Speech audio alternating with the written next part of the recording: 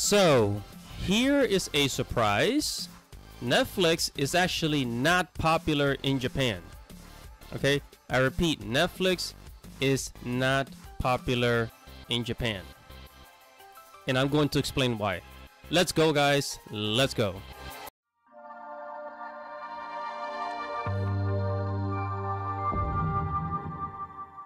Hello guys, don't forget to like this video, don't forget to subscribe, and hit that little bell right there so that you can get notifications every time I upload a video. Okay? Enjoy. What is up, guys? This is your boy Andy Matrix. Welcome to Andy RCB, where I talk about anime, movies, video games, geek culture, and Japanese culture. So, I came across this information at theinformation.com. Get it? Information at information.com. And it says this article was published in June, basically last month, 2021. Netflix anime push helps drive strong growth everywhere except in Japan. So Netflix has been creating a lot of anime. We got the Yasuke anime, which was pretty good. We got the Beastars anime. We got a whole bunch of other ones. There's Maki Sinbad, Adventures of Sinbad anime, which is alright. But Netflix is actually not popular in Japan, and even Kotaku was talking about this recently. It says even with anime, Netflix still said to lag behind in Japan. So if we go to Google, and we look up Netflix subscriber count, it'll immediately tell us Netflix has over 207 million subscribers worldwide. I think in America alone, I think it has about like 50 million, something like that, just in America, right? So, all right, but everywhere, in Japan it's actually not popular. They don't really tell us like the numbers of subscribers in Japan, but it's not a huge number, so it's not.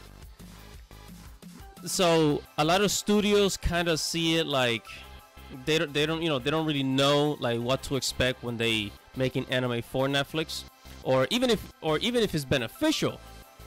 So I'm going to read the important parts of this article, right? So it says the reason is simple, right? Streaming hasn't taken off in Japan like it has in many other countries. Japanese viewers still prefer broadcast TV. So the first thing we find out is that Japan prefers broadcast television over video streaming. Okay, a lot of people in Japan, they still cling to the old way of watching television, which is the cable box, with whatever television provider they have. So broadcast TV. And they say that is where the best anime can be found, in industry executives say. And Netflix hasn't succeeded in changing the dynamic. Major anime producers have mostly stuck with the traditional broadcasters they have worked with for decades, despite offers of big paydays from the streaming giant. So Netflix has offered higher pay for these companies. But even then they don't think it's worth it because this is not popular in Japan, and a lot of anime are made with Japan in mind first. Of course they're gonna be skeptical. They say Japan's anime industry is like a village community built around key players like TV stations. Netflix isn't part of that community, said Hiromichi Masuda, a former anime producer who has written research reports for the Association of Japanese Animations and Anime Industry Group. And now Netflix faces growing global competition in anime from Sony, which is consolidating two anime-focused global streaming services, Crunchyroll and Funimation. Now, this little detail here is kind of funny because earlier this year we were told that Sony was going to buy out Crunchyroll and Funimation, that they were going to basically separate. They were going to separate Crunchyroll and Funimation, but now it says which is consolidating two anime-focused global streaming services, meaning they're gonna be joined together eventually. I mean, that's crazy. So first they said it's not gonna happen, but now, you know, here in the information.com is saying that it will happen. Something strange is happening. Now it says both Crunchyroll, now part of AT&T's Warner Media and Funimation, owned by Sony, are enmeshed in the Japanese anime industry, giving them an advantage in access to programming. Meanwhile, Disney and Amazon are ramping up their focus on anime for their streaming service. Right, so even Disney, they're gonna have like shorts, like anime shorts for the upcoming Star Wars, like what's it, Star Wars Vision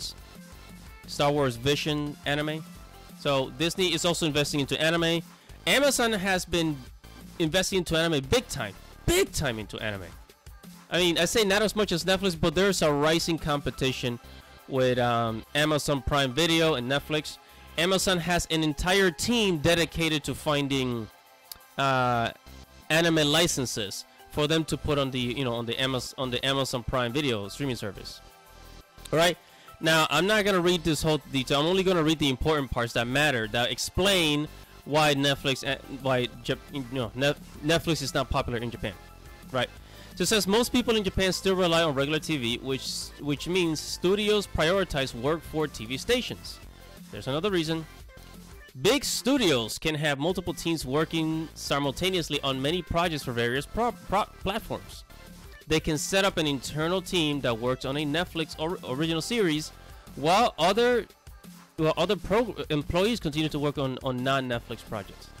Netflix is getting better at anime, but it's a large climb for them, said Vince Imaoka, a former anime producer for Netflix, who is now a consultant. It's more of a fault that it is really hard to get anime because there is so much competition for content. Yeah, I mean, even Tubi and, you know, Tubi.com. And remember, Tubi is actually a free platform. With, I think they have like, what, like 50 million viewers. Tubi is free. Keep that in mind. Tubi is free. And they're also buying licenses to anime. So it's a lot of competition. A spokesperson for Netflix said the Asia Pacific region is one of the largest contributing regions to our membership, but declined to comment on Netflix growth in Japan. See that?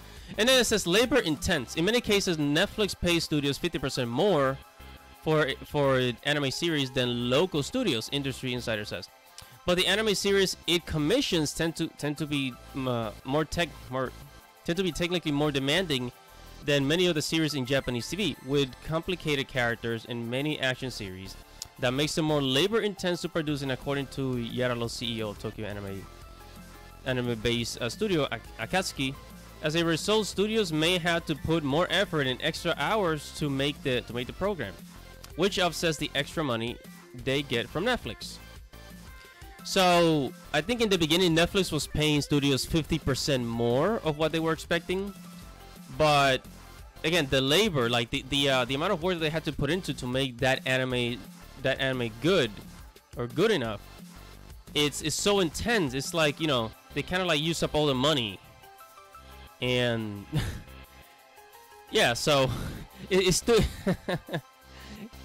I mean, for the amount of work that they do, it's almost like the same amount. But anyways, it's hard to see exactly how lucrative it is for the studio to work with Netflix, Masuda, the former anime producer, said.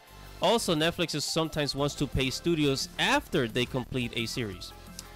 This is another downfall, and this was one of the things that was explained when when Anime News Network talked about how Netflix does not want to pay animators, like Netflix is paying animators bottom line.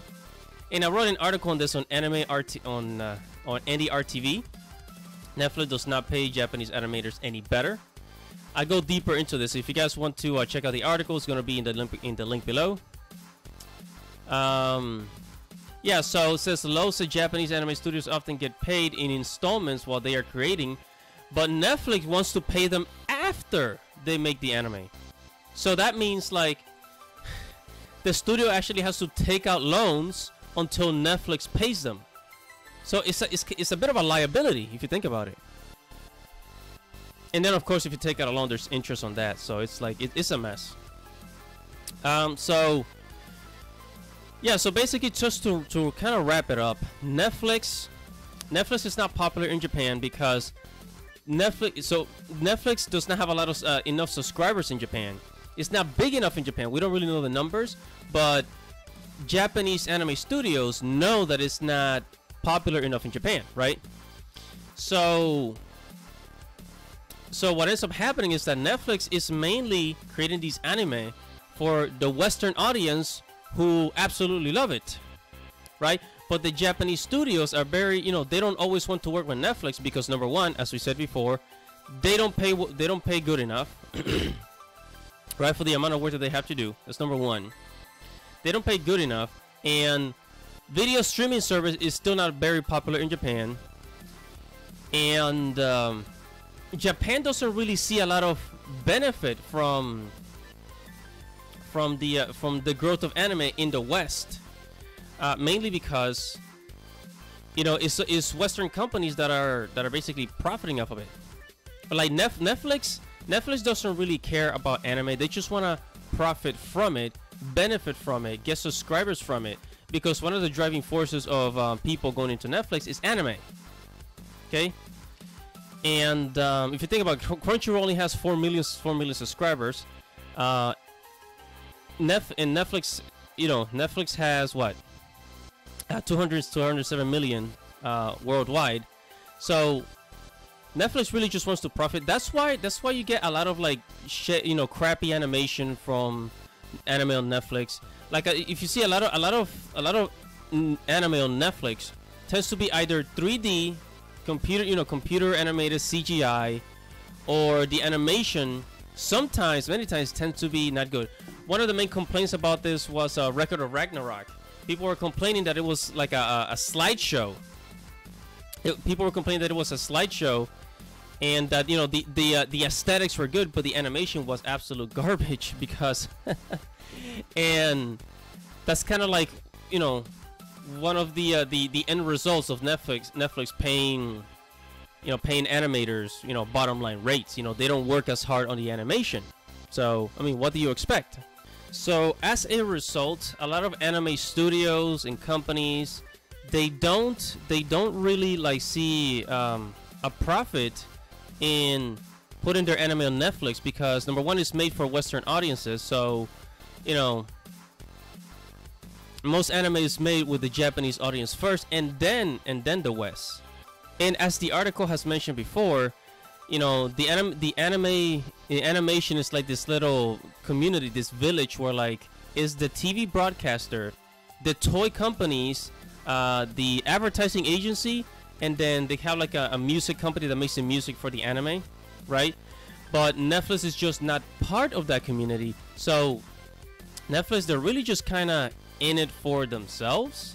They're trying to produce their own anime, and they're trying to produce their own anime and trying to reduce the costs, so that then they can make their own merchandise, because most of the money made from anime is in the merchandise, not on anime itself. That's what you have to understand.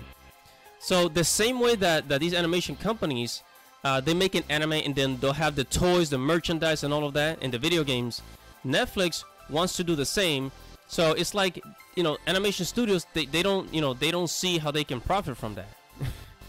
if now Netflix has become a competitor, while their people in Japan, kind of like help them circulate the revenue. The revenue circulates around. So yeah, and this is why Netflix is not going to save anime. They're not going to save the anime industry. What is up, everybody? Thank you for watching the video. Make sure to subscribe to the channel so you can receive new future notifications. Check out the blog at ndrtv.com. Follow me on Twitter. If you like this video, make sure to give it a thumbs up and leave your thoughts or anything you want to say right below this video in the comments below. This is Andy Matrix. Thank you for watching. Godspeed, everybody. Godspeed.